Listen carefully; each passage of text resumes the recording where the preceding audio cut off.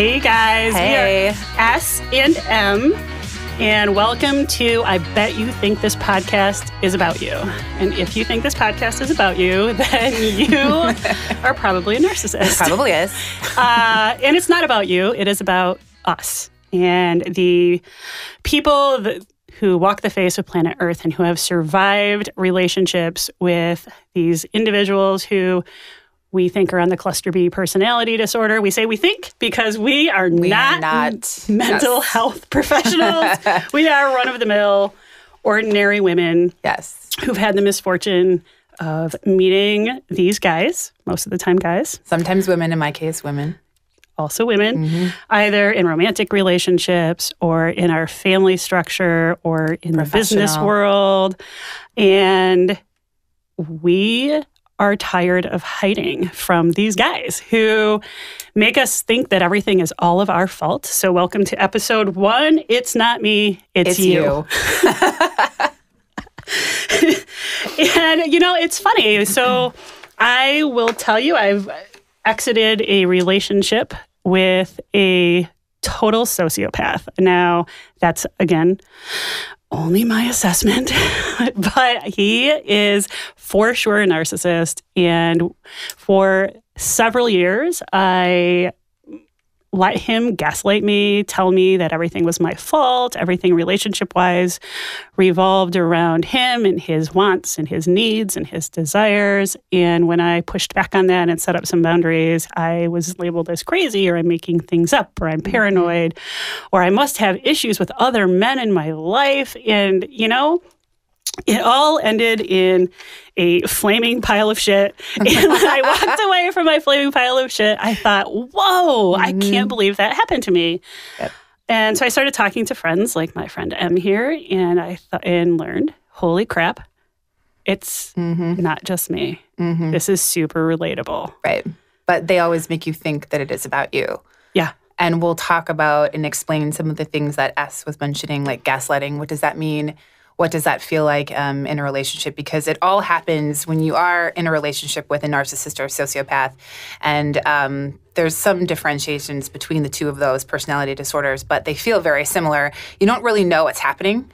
And they begin to very slowly kind of degrade your sense of reality, your self-esteem, your self-perception, and you begin to question a lot of things about yourself. So in a normal, healthy adult relationship, that shouldn't happen. You shouldn't begin to feel less than, as mentioned, gaslighting. And that basically is when something happens, you know what happened, you saw it, but then when you present it to your narcissist or to your sociopath or your toxic individual, they tell you, no, that didn't happen. You must be crazy. That must be your particular issue when you know for sure that it happened.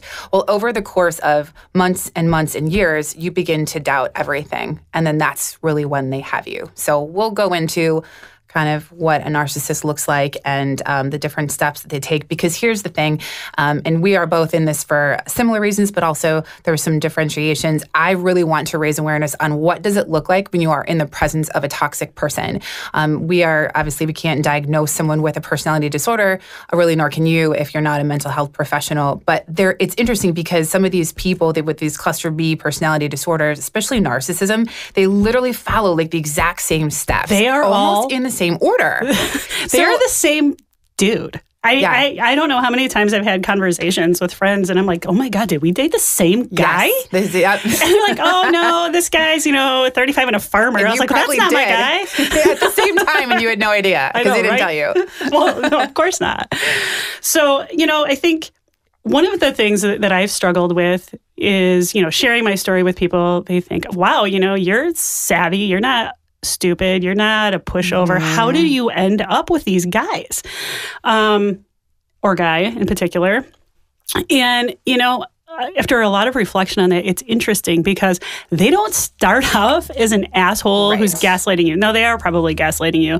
But they start off like the greatest guy in the whole world, and he thinks you're amazing. Soulmates. And it's that whole thing that I've now learned is called love bombing, where they're always there, they're texting you, they love you. Now, they will move on to that love phase real quick. Yes. Yes. They love you the first date. Yes. You know, you're their soulmate by the weekend, and you're like, wow, this guy like gets me. And it's so crazy because everything that you're into, they're into too. Yeah, you're like, I've never met somebody who loves sailing and soccer and baby goats. And baby goats like I do. But here's this guy who's all, favorite show is Orange is the New Black. I'm like, wow, you like everything that I like. And it turns out they don't like any of that crap. That's just sort of it's their MO. It's how they get in, and it's insidious. They infiltrate your life, and they create this fake bond and make you share information with them. Because when you feel like you have that camaraderie, that's when you overshare, right? Because you think that they really care, and you think they're just like you. Right.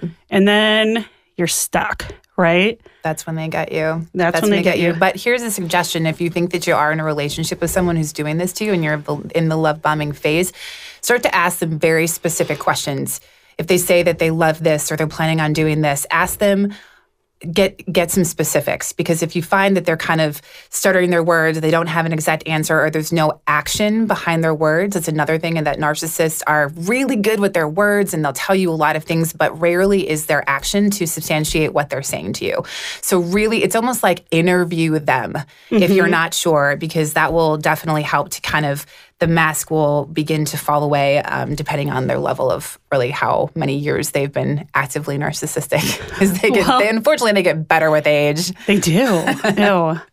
So, and what's also interesting is when you start challenging them on that, the narcissist flips out. It's actually called the narcissistic injury. I've read that before. Yeah. Yeah. So I'm like, you're really into sailing? How far have you sailed? What kind of boat do you have? How big is it? What kind of engine do you have? And they're like, why are you asking me so many questions? Don't you believe me? And they get really upset. Yes. And they'll almost actually look like a little puppy dog, at least in my experience. It's like, I can't believe they use that phrase. I can't believe you would say that. I can't believe you would think that. I love sailing or whatever it is. I can't believe you would do that. So then all of a sudden, they're the victim. They're the ultimate victim, and you're the one doing something wrong. And then you start thinking, oh, maybe I'm a little too inquisitive. So that's kind of how they begin that process. The whole goal being, if I can make this person feel insecure, I can do with them whatever I want. Right. And that makes me feel better about myself, because these people are not people to narcissists. You are an object. You are a thing that they're using, and they probably have more than one of you in their little supply. And that's actually called triangulation. And we'll get hopefully into that in this podcast. But And I call it the toy on the shelf. Everyone's just the toy on the shelf. So which one are you going to play with today? Which one are you going to play with today? So after the love bombing phase, or during the love bombing phase, you also have the grandstanding phase, where they present themselves like they are super accomplished and desired and so smart, and their life is the greatest life in the whole world. One thing that I think is like a dead giveaway are their social media accounts. If their social media account is like, my life is so awesome, look, today I'm skiing in the Alps, and tomorrow I'm gonna eat this sushi straight out of Japan, you're like, what the fuck is that? Right. And when anytime anyone has a negative comment, see, this should have been a dead giveaway for me. If someone has a negative comment in response to one of those, like, wow, you went from the Alps to Japan in 2 days, that doesn't make any sense, they flip out. They flip out on that person, because you catch them in a lie. You catch them in a lie. But they will present themselves like they are like the grand prize of life. Yep. They're not. But no, because as narcissism unfolds, what you begin to see with these people is that it literally is, they create a facade. Yes. That's what they're doing. And so once they realize that somehow if you can poke a hole in that facade, they will freak out. They will unfriend you. They will not talk to you. They will, they can definitely slander people. Once we go through these things, and you'll just start to recognize all these people in your life that are doing this. Well, and so, after they have that whole first phase of the grandstanding and the love bombing, and you're like, wow, this guy or girl or whatever, or this parent is so amazing. They get me. They love me more than anyone's ever loved me. They are so wonderful. That's when you realize, though, right? Because you and I are human, and we know nobody is quite that awesome, right? No one's that awesome. I'm not that awesome. Right.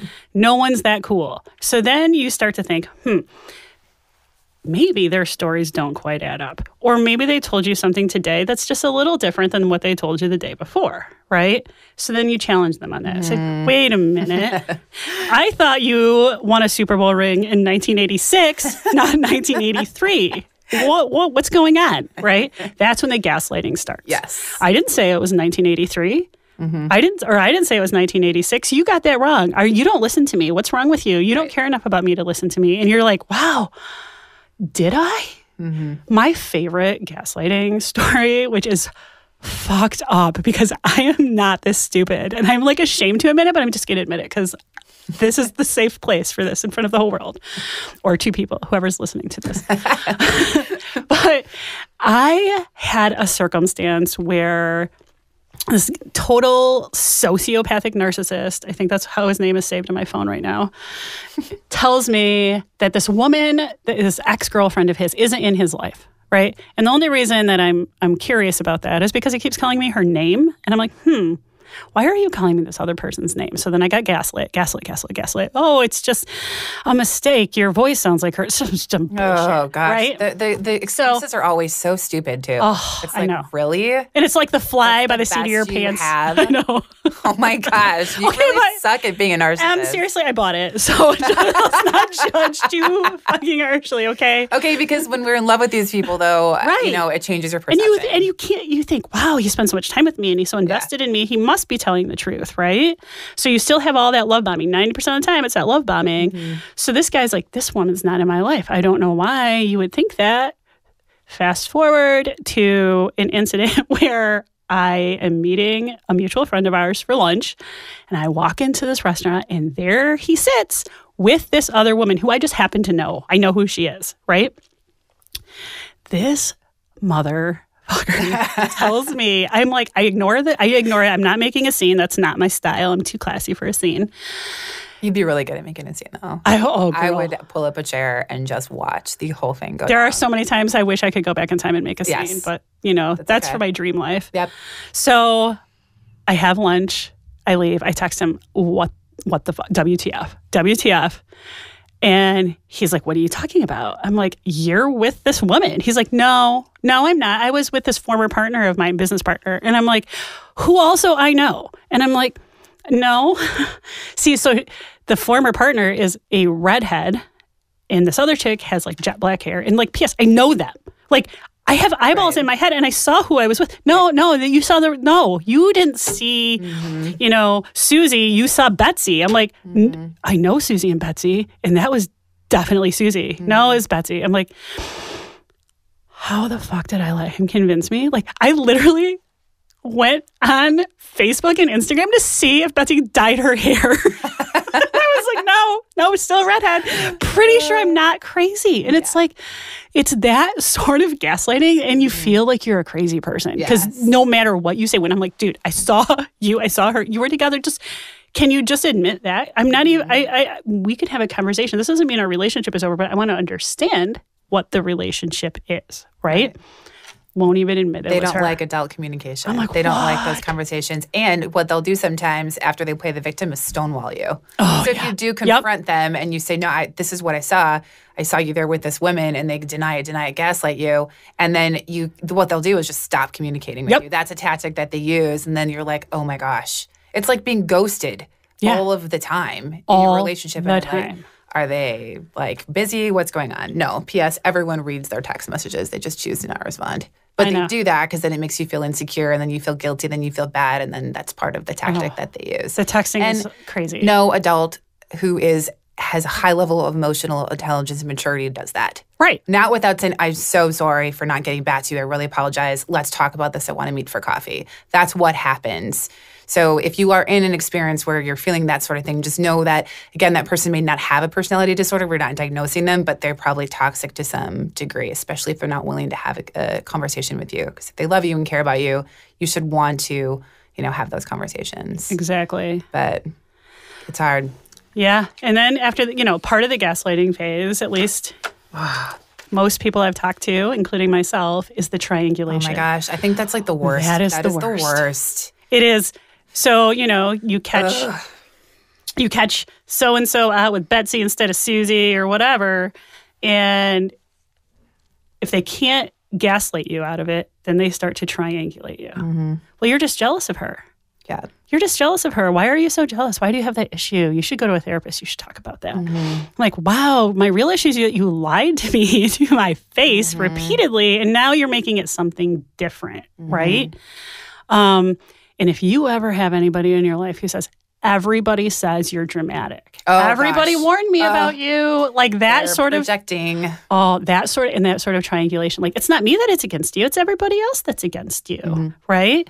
And with the lying and the gaslighting, I have found that they just lie to everyone. Right. Yeah. And so in the story to you is never the story to somebody else. Right. So they'll just lie to person A, lie to person B, and then when person A and person B meet, you're like, what the hell's going on? And they're like, oh, you guys just don't get along. What's up with you guys? You're just jealous of each other. Right.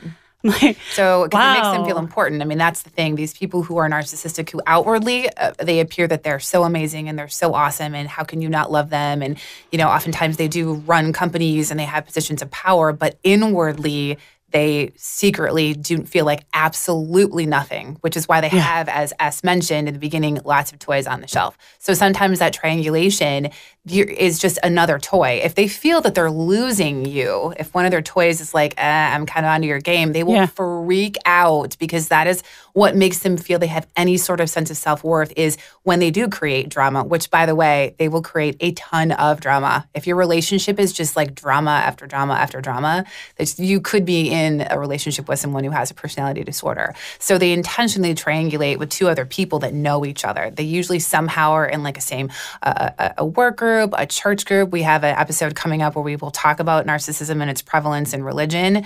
But oftentimes they know each other, because that creates drama, and then that's just what they do. And then what they'll do, we get to a stage, hopefully in this episode, but they will, what's that one where they drop you? Devalue? Eventually they drop you, and then they just pick up with that other person in the triangulation. So it's all a weird game, but they just do it for themselves to feel better about themselves. And it's like, no. Well, and they're collectors. And I think... I don't know, but the literature that I've read indicates that they're basically trying to get the self-worth that they don't actually feel for themselves. So they actually have very low self-esteem. Very low. And so the experience that I had, the experience I think you've had, and people that I've talked to, is that these people, and this is what I noticed, this is when all of the red flags really started to come up for me, because I started to notice all he does is take from me. He never gives me anything. Yes. He never gives me shit. Yeah. Right? I could have a bad day. It's all about whether he had a bad day, or, what he wants to do, or what I can do for him. And he's so grateful. Oh, I'm so grateful. You're the best girlfriend in the whole wide world. You're so wonderful. But you don't do any of that for me. Right?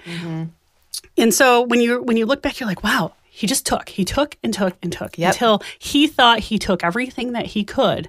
And then they'll discard you. They'll just devalue you. Discard you. I took everything. I crossed all of the boundaries, and that's another red flag. Oh yeah. And I used up everything I can use up from this human being, and now I'm moving on to the next human being that I can basically be an emotional vampire on, right? Like suck everything that I can away from them. Right. And it's like they literally will take up parts of your identity because they don't have their own. They don't have their own. Right. They like what you like. They do what you do. And part of that isn't even a facade. It's just they really do like what you like while you like it, because you're the flavor of the day. And it's crazy making, right? Yes. So, and the other thing is like they'll incrementally push your boundaries, right? Like texting in the middle of the night. Why didn't you respond to me? Well, because I'm sleeping. Right? Well, I really like it when you text me back in the middle of the night because I'm lonely and I can't sleep. I'm an insomniac or whatever. I mean, this happened to me. I'm like, okay.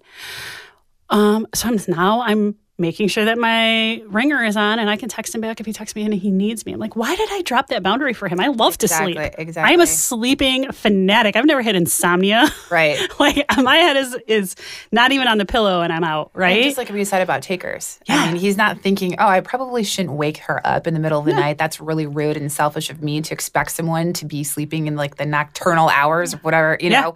They don't care. They don't care. And it makes them feel special. It makes him feel special because you will actually keep your phone available for him. And then, I feel special. Because a lot of these individuals, when they were children, did not feel special. There's I think, a misconception that all narcissists, like, they thought their parents made them feel too special. And that can happen in some cases where they focus on one particular trait, like a physical appearance or an athletic performance. But usually they didn't feel special. Right. So that's how they feel with you. Exactly. But again, they're using you, which is why the discarding phase is the worst, because you thought they were in love with you with all the love bombing, and then they discard you, or you say, you know what, peace out, I'm done with this disaster. And they don't care. And you're like, what? Well, see, you're not upset that this is ending? No, because they have another toy. Yeah. Well, so in my circumstance, I saw what was happening before the discard phase. I know that's super devastating. But I got the red flag because the whole toy thing, that is something that was so prevalent in my mind, because certain circumstances came up and I'm like, I'm just a toy to this guy. He's a 5-year-old in his sandbox and he has 15 trucks. And he really likes me because I'm the shiniest truck and the newest truck. But maybe I'm not around. Maybe this truck someone else is playing with this truck right now, or this truck just needs a little break. So you're going to play with the next truck because who gives a shit? They're just trucks, right? Right. This truck over here shouldn't care if you're playing with this truck because it's just a truck. And I'm like, that's me. Mm-hmm. That's me in his life. We're all just objects that he decides to play with. And why should we care? Because it's all about him. Right. The whole world revolves around this 4-year-old in a sandbox. Yeah. And they actually are children. They really are emotional sure. children. And so, at that point, at least in my experience, that's when I got out, or my most recent experience, that's when I was like, dude, I am out. I am done. And then I realized the worst part, I think, about narcissists is they will never let you go. They will never, because to them, this is one of my favorite toys, and I want to keep my toys. Like, I don't want someone else to play with my toy. Like, the word is hoovering, right? So they'll come back 10 times as strong with the love bombing. I love you. I'm sorry that I did all these terrible things. Please come back to me because you are the most special, and I loved you the most, and I can't live without you, or I'm going to kill myself if you aren't around. Yeah, they'll threaten, things like that. And you're just like, wow, right? Like, I was nobody 5 seconds ago, but it's appreciating this thing for what it is, right? That these people don't, it's a sociopathic tendency to not see human beings the same way you see yourself. Mm-hmm. They lack empathy. And they'll also come back, too, if they don't have another supply. If you left them abruptly and they didn't expect you to leave and they don't have another supply, then they will definitely come back really strong. But notice that there are no actions behind it. Nothing. Yeah. They'll say everything, but their actions, nothing. They won't change. It's all words. I know. You and I have had this conversation about how do I forgive someone who's not sorry? Because he just says the sorry words. Like, I'm so sorry. I'm like, that's great. What are you going to do about it? Mm-hmm. Right? And the answer is nothing. Like, the answer is I'm going to say it more and more and more, but I'm not going to actually mean it because I don't even know what that would look like. Mm-hmm. So, it's funny because, you never expect it to be this tough, right? Like, I thought, oh my God, if this guy treated me or any guy ever treated me like this, I would just walk away. But I was recently introduced to the term trauma bond. Mm-hmm. Because when you are like a yo-yo in their life, like you're either their best friend and they love you and they're love bombing you and you're amazing and perfect and wonderful and they don't know what they would do without you, or they're not responding to your texts because they're with somebody else. That is the most maddening. Right? Right. Like, you are super close, far away, super close, far away. It creates this trauma bond where you get hyper vigilant and you don't want that far away phase because you don't know if they're ever coming back or what's happening, and you don't understand why they would treat you that way. And you get bonded to them. Mm-hmm. And that is really hard to let go. Yes. And, one thing that I've realized, and I think you've realized the same thing, is what these people do is they rob you of your agency.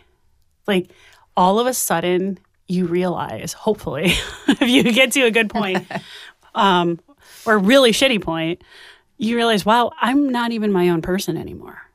I am their agent, right? I am on this earth, or they think I'm on this earth, and I've kind of bought into this whole narrative that I was put on this earth to make them not lonely and make them not sad, and do their laundry and wash their dishes and cook their dinners and make them happy, because it's my job to make them happy. I think it's not. But as women, I think that's partially also societal too. It is. Feel like we almost get a sense of worthiness because we're making this man feel happy and we're doing things for him. And I think that's part of the overall patriarchy that drives me crazy. Well, and you're maternal, right? So if you're with children, you're doing that because it's your job to do that. And then you realize you're doing it for the men in your life. And all they do is like, take. They just take more. And I'm like, nothing will ever be enough. No.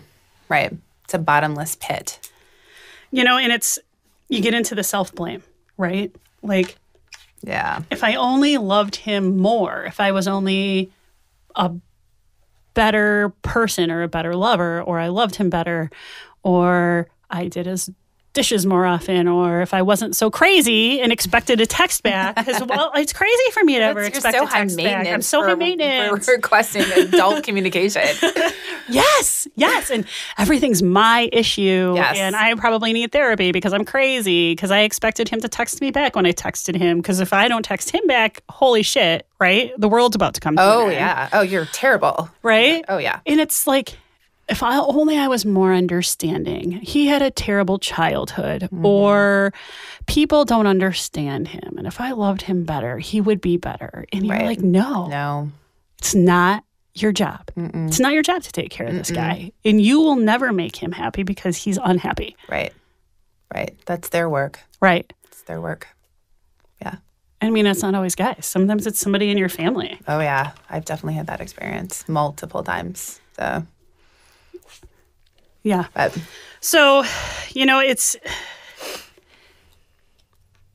if you learn anything from us, if you join us in future podcasts, we want to be a source of support and maybe resource for women out there who are in this similar situation, because the problem is no one talks about this. There's so much shame that's associated with being involved with men like this, or women. Or women, right. But when you have these toxic people in your life and they've told you your entire relationship that everything is always your fault, you believe it, you internalize it, and you feel super ashamed that you ever let this person in and you let them take so much from you, and with, my experience, I'm like, I'm not this stupid.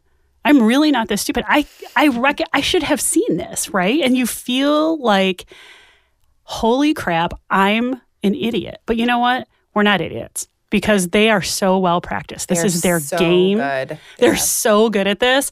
And that's why it's not you. It's not me. It's not me. It's you. Like, he has the problem. And it's sad, because one thing that I think we should all recognize is that these cluster B personality disorders, no matter what the $1 million treatment facility wants to tell you, they're not treatable. Right. These people don't change. And so if you're sitting around with this guy yelling at you to bring him a beer and not texting you back, you think he's going to change tomorrow or the next day or when you have a baby or whenever, he is never changing. They just get worse. And so get out. Get out and go no contact. Get out I know it's really, really, really hard. And be a guest on our podcast. We want to hear from you. So we have an Instagram account, S&M Podcast. If you want to leave a comment on some of our content there or send us a message, we'd love to hear from you. Love to hear from you.